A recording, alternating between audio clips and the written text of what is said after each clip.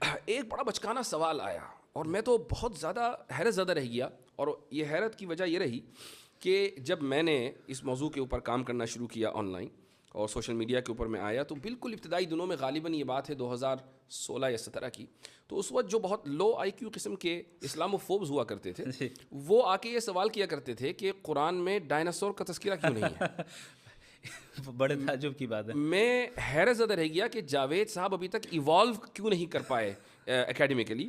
اصل میں اب تک وہ رسل کو ہی پڑھ رہے ہیں. وہ اب تک رسل تو کو ہی پڑھ رہے ہیں. جی ہاں. تو آپ کا جو جواب تھا وہ بڑا زبردست تھا ماشاء اللہ، کہ قرآن ہدایت کے لیے ہے، وہ جیوگرافی یا زوالوجی یا اس طرح کے مضامین کو کور کرنے کے لیے نہیں ہے. کچھ چیزوں کا اس میں مظاہر فطرت کے تحت تذکر آ گیا، وہ بات الگ ہے. اچھا، اب آ جاتے ہیں ہم اس عظیم الشان لفظ کی طرف کہ جس کو ہمارے جاوید صاحب آخر تک سمجھ نہیں پائے.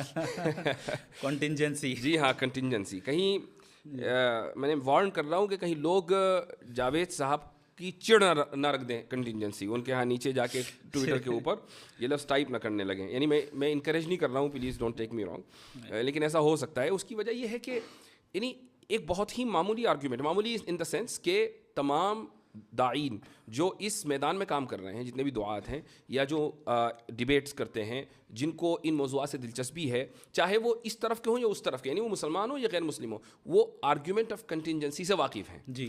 آپ ایک نہ بڑا چہرہ ہیں الہاد کا اس ملک میں، اور آپ ڈیبیٹ کرنے کے لیے آئے ہیں، اور نیشنل پلیٹ فارم کے اوپر ڈیبیٹ کرنے کے لیے آئے ہیں. راجدھانی سے وہ میں ڈیبیٹ ہو رہی ہے، اور آپ یہ نہیں سمجھ پا رہے ہیں کہ آرگیومنٹ آف کنٹینجنسی ہوتا کیا ہے. اور جبکہ ایکسپلین کیا گیا کئی مرتبہ اردو میں بھی اور ہر طریقے سے، آپ نے بھی کھڑے ہو کر سوال کیا ان سے اور انفینٹ ریگریس کو سمجھانے کی کوشش کی، لیکن اس کے بعد بھی نہیں سمجھ سکے. بڑا تعجب ہے. میں سمجھتا ہوں کہ اب جس عمر میں وہ پہنچ گئے ہیں، جیسے اب ظاہر ہے ایتھیسٹک ورلڈ ویو الگ ہے، ہمارے ورلڈ ویو میں جب اس عمر کے میں کوئی پہنچ جائے اور دیندار ہوں تو ہم پھر ان کو کہتے ہیں کہ گوشہ نشینی اختیار کرتے ہیں وہ حضرات، اور دعا کرتے ہیں، ہم ان سے دعا کی درخواست کرتے ہیں.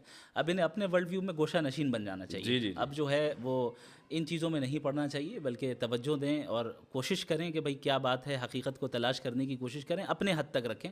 کیونکہ ایک ڈیبیٹ کے اندر الیکٹران اور نیوٹران کی تسبیح پڑھیں. ایک ڈیبیٹ کے اندر 2 گھنٹوں کے اندر کتنی جگہ وہ اپنے آپ کو کانٹرڈکٹ کر رہے ہیں. اگر ہم اس کو ریکیپ کریں اور دیکھیں، جب ہم مورالیٹی کی بات کرنے آئے تو وہ کہہ رہے ہیں کہ سوسائٹی سے مورالیٹی طے ہوگی، تو ہم نے کہا آپ نازی جرمنی کو سپورٹ کرتے ہیں. پلانٹ ارتھ، تو پلانٹ ارتھ میں جو ہے اکثریت جو ہے مذہب خدا کو مانتی ہے، آپ نہیں مانتے. پھر لاسٹ میں کہہ رہے ہیں کہ میں میجورٹی والی بات واپس لیتا ہوں. وہ بہت اہم پوائنٹ ہے، بہت اہم پوائنٹ ہے. اچھا، یہ جو آرگیومنٹ آف کنٹینجنسی ہے، یقیناً لوگوں نے اس کو سمجھ لیا، لیکن پھر بھی ہمارے ناظرین کے لیے اس کو مختصر انداز میں سمجھائیے. دیکھیں، اس کائنات کی ہر چیز کنٹینجنٹ ہے. اس کا مطلب یہ ہوتا ہے کہ یہ ایگزسٹ کر بھی سکتی تھی اور نہیں بھی کر سکتی تھی، یعنی اس کا ایگزسٹ کرنا کوئی نیسیسری چیز نہیں تھی.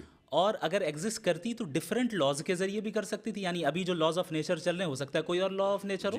علم کلام کے طلباء کے لیے اضافہ کر دوں، اسی کو ممکن الوجود کہا جاتا ہے. ممکن الوجود عدم ہو سواء. جی. تو جو ممکن الوجود ہوگا، جو کنٹینجنٹ ہوگا، وہ ظاہر ہے کسی اور کے اوپر ڈپینڈڈ ہوگا اپنے ایگزسٹنس میں. تو اب وہ کس کے اوپر ڈپینڈڈ ہے، ہم یہ دیکھیں گے کہ بھائی کیا وہ چیز بھی کنٹینجنٹ ہے، ممکن الوجود ہے. اور یہاں پر بھی اس کا اضافہ ضروری ہے. لوگ کہیں بھائی کیوں ہوگا؟ اس کی وجہ یہ ہے کہ جب ایک چیز کا وجود اور عدم دونوں برابر ہیں، یہ ترازو کے 2 پلڑے ہیں، تو کسی ایک پلڑے کو بھاری ہونے کے لیے اس میں وزن ڈالنا ضروری ہے. یہ وزن ہے ارادے کا. تو کسی نہ کسی نے تو ارادہ کیا ہوگا نا، کہ جس نے عدم پر وجود کو ترجیح دی ہوگی، اس لیے کنٹینجنسی ہے. جی آگے بولیے. تو یہاں سے عقلی طور پہ لاجیکلی ہم اس نیسیسری بینگ تک پہنچتے ہیں جو واجب الوجود ہے، یعنی جس کا ایگزسٹ نہ کرنا ناممکن ہے. چونکہ اگر وہ ایگزسٹ نہ کرے تو ظاہر ہے یہ ساری چیزیں وجود میں نہیں آ سکتی. اور اس واجب الوجود ذات کا انڈیپینڈنٹ ہونا، ایٹرنل ہونا، نالجبل ہونا، سیلف سفیشینٹ ہونا اور ایک ہونا یہ زیادہ یہ بالکل ضروری ہے. تو یہ جب باتیں میں نے کہی تو لاسٹ میں یہ کہہ رہے ہیں کہ ان کے نزدیک تو عقل سے ہم خدا کو جان ہی نہیں سکتے. یعنی یہ کانٹرڈکشن ہے. یعنی پورا آرگیومنٹ اس پہ تھا کہ عقل کے ذریعے ہم خدا کے ایگزسٹنس کو کیسے جانیں، اور آپ وہ نہیں سمجھ پا رہے ہیں، اور اخیر میں کہہ رہے ہیں آپ تو کہہ رہے ہیں کہ عقل سے ہم سمجھ نہیں سکتے. تو میرے خیال سے یہ ان کی عمر کا تقاضا تھا. اور اسی طریقے سے وہ انفینٹ ریگریس اور تسلسل کو بھی نہیں سمجھ